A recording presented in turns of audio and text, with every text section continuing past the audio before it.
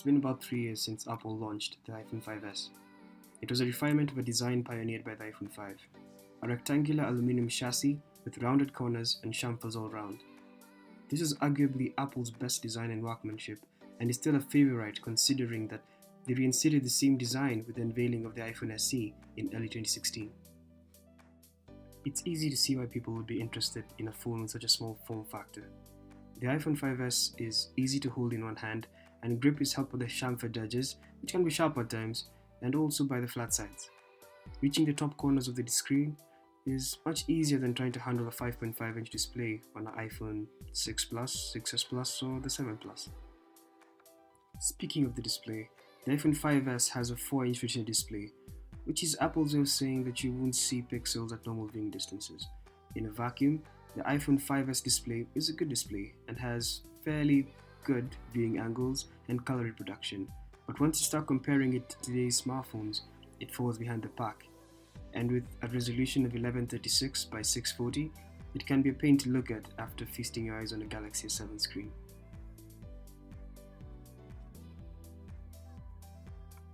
The build quality, as you might expect from Apple, is top-notch. Everything from the polished Apple logo to the clickiness of the buttons is always impressive. The home button is actually a joy to use, with majority of the interaction with iOS 10 being centered around the home button. A single click takes you to the home screen, a double click shows you recent apps, and holding it down brings up Siri, which is Apple's virtual assistant.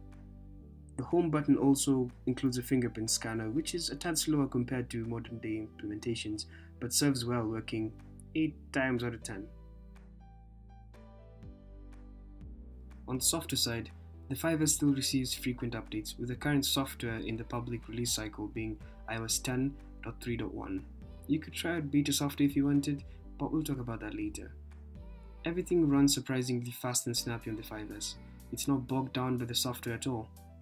To give you a scope of how well Apple supports its devices, the iPhone 5S shipped in 2013 with iOS 7 and saw the 8th, 9th, 10th, and soon the 11th iteration of Apple's mobile OS. This is what we call impressive.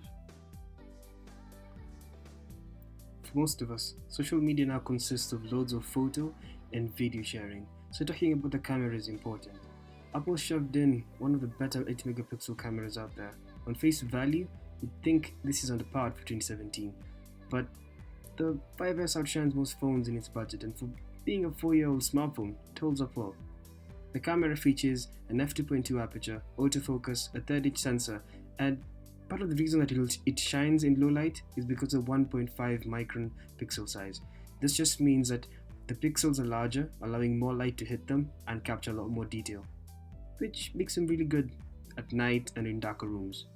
The front-facing camera tends to disappoint though. It's a 1.2 megapixel camera and it does a good job for itself, but don't expect it to be taking earth-shattering selfies with this. There are better selfie cameras out there. Even Infinix will get you a better selfie camera than this, although I should really stop hating on Infinix.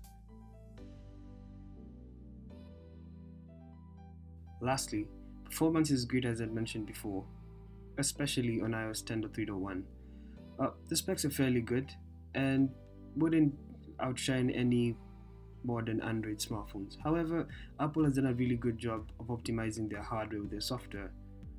The 5S features a dual-core 1.3 GHz Cyclone processor, a gigabyte of RAM, and a PowerVR quad-core graphics chip.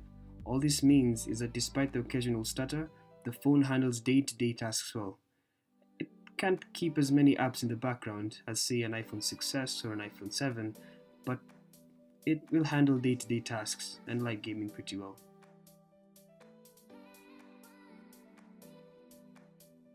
The big question at the end of all this is, should you get an iPhone 5S right now? Not really.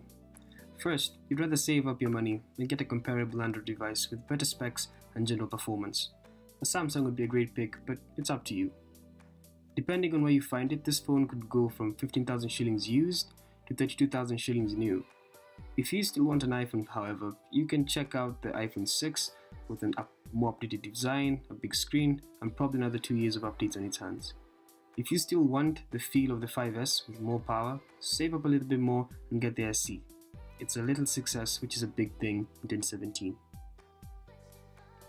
So I hope that you like this review of the iPhone 5S in 2017, And if you like what you saw and want more content like this, leave a like. If you haven't checked out the other videos on this channel, I'll leave a link below. Subscribe and share this video with your friends and family. Leave a comment on what phone you're using and why you like it or hate it, and we'll keep on chatting below. Until next time, this is Tony Takes One Tech.